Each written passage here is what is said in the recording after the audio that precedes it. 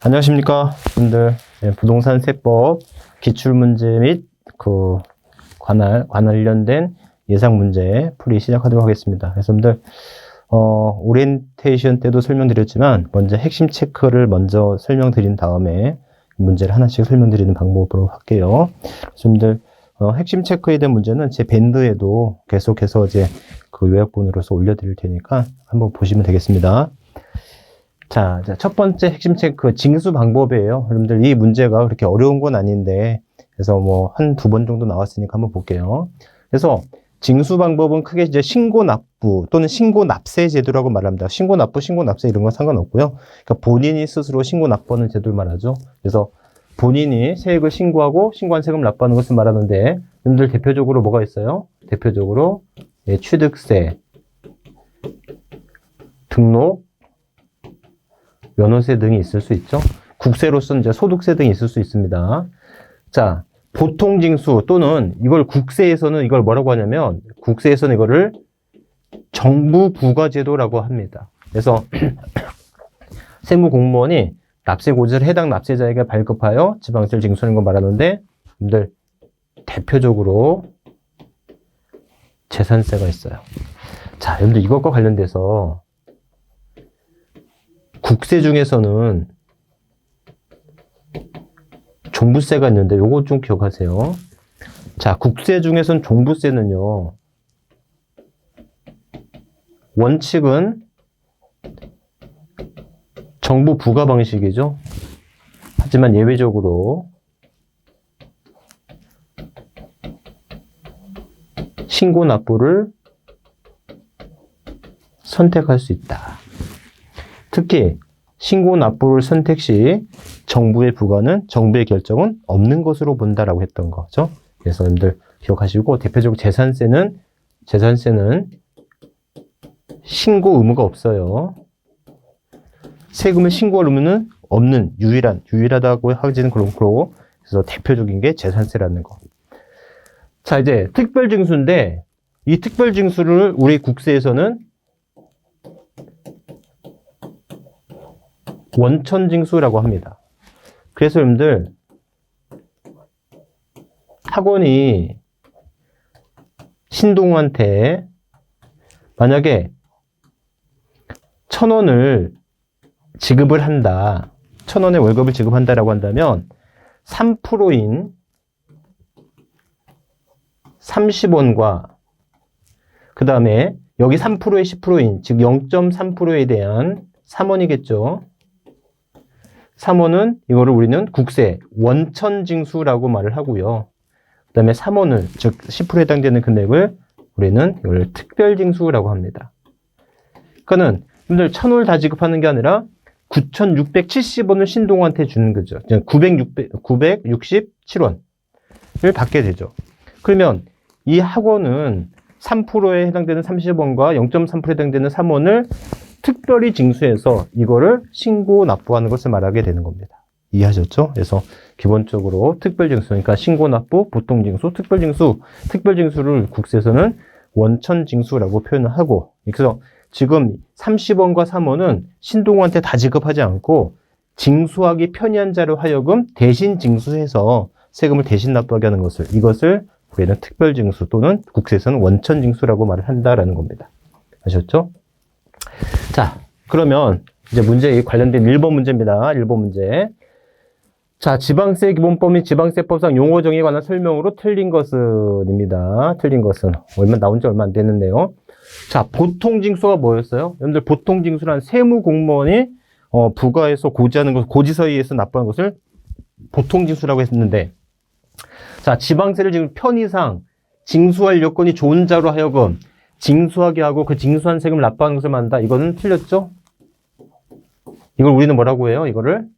우리는 이것을 특별징수라고 말을 하잖아요. 국세에서는 이걸 원천징수라고 말을 한다. 아셨죠? 이렇게.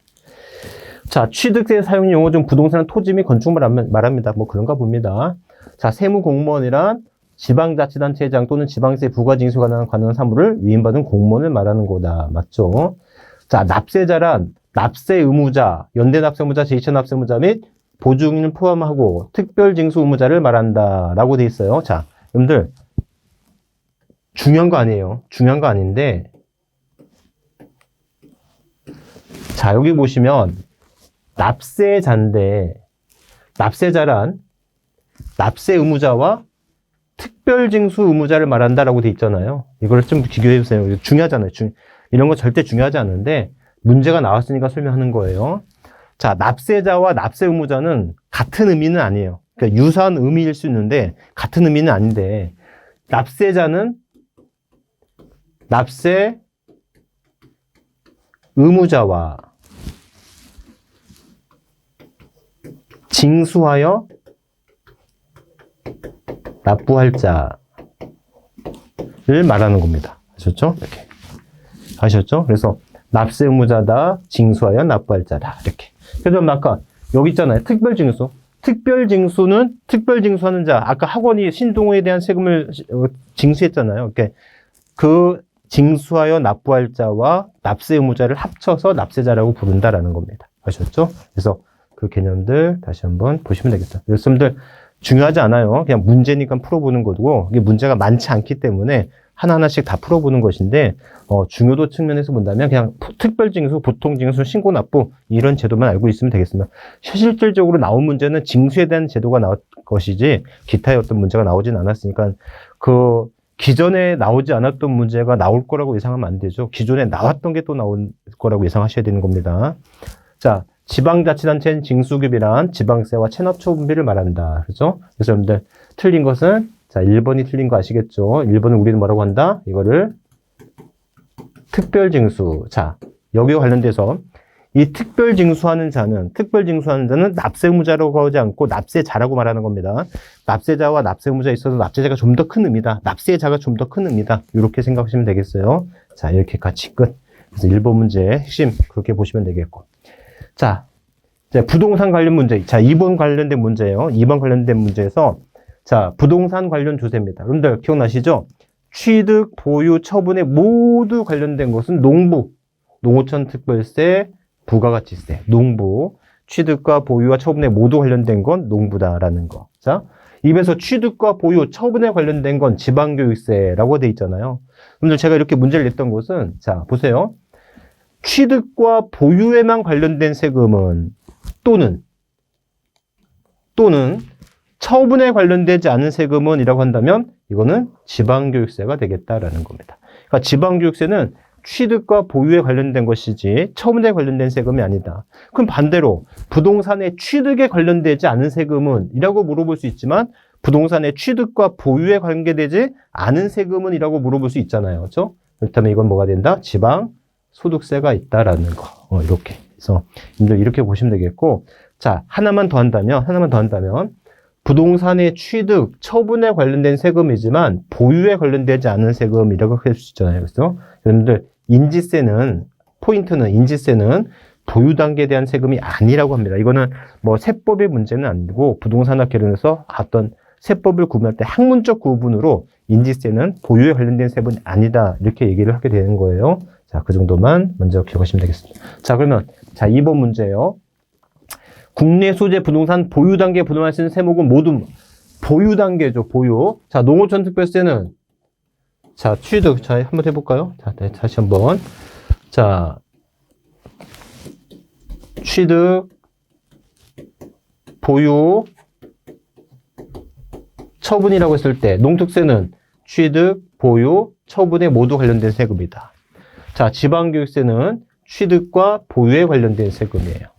자, 지방소득세는요, 취득이 아니고 보유와 처분의 단계에서만 낸 세금이죠. 지역자원시설세, 이거는 당연히 보유에 대한 세금이잖아요. 그래서 여러분들 다시 한번 기억하시면 알겠지만, 재산세가 있으면, 하나의 고지서가 있으면, 재산세에는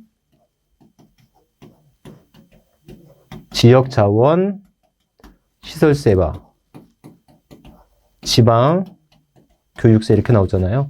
그래서 우리는 병기되는 세금이라 하고 이것을 부과되는 세금이라고 했지 않았습니까? 그렇죠? 이렇게. 그래서 지역 자원세는 취득과 처분 단계가 아닌 보유 단계에서만 내는 세금이다. 그래서 여러분들 보유 단계에서 부담할 수 있는 세목은 모두 몇 개인가 라고 돼 있잖아요. 그죠? 이렇게. 그래서 4개가 답이 되겠죠. 자, 그런데 여러분들, 요게 되게 중요한데요. 중요한데, 부담할 수 있는 세목은 모두 몇 개인가를 이렇게 바꿔보면 더 힘들죠. 보유 단계에서 부담할 수 있는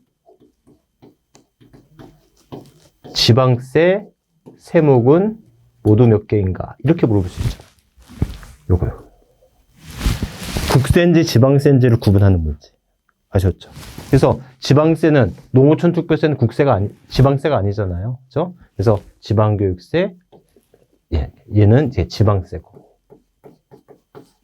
얘는 농어촌 특별세는 국세니까.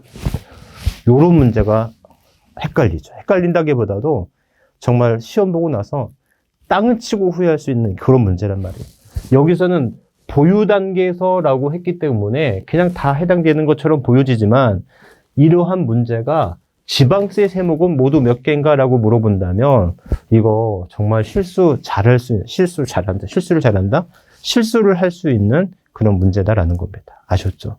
여러분들 조세 총론에서 문제가 이제 많아야 한 문제, 정말 많으면 2문제. 한 문제가 꼭 나오고 많이 나온다면 2문제가 나올 텐데 그 2문제 중에 한 문제는 국세로 물어보는 건지 지방세로 물어보는 건지 그 관련된 기준 다시 한번 기억하셔야 되겠습니다. 아셨죠? 그래서 여러분들 요거까지도 꼭 기억하세요. 이거 지방세 세목도 구분했는지 안 했는지.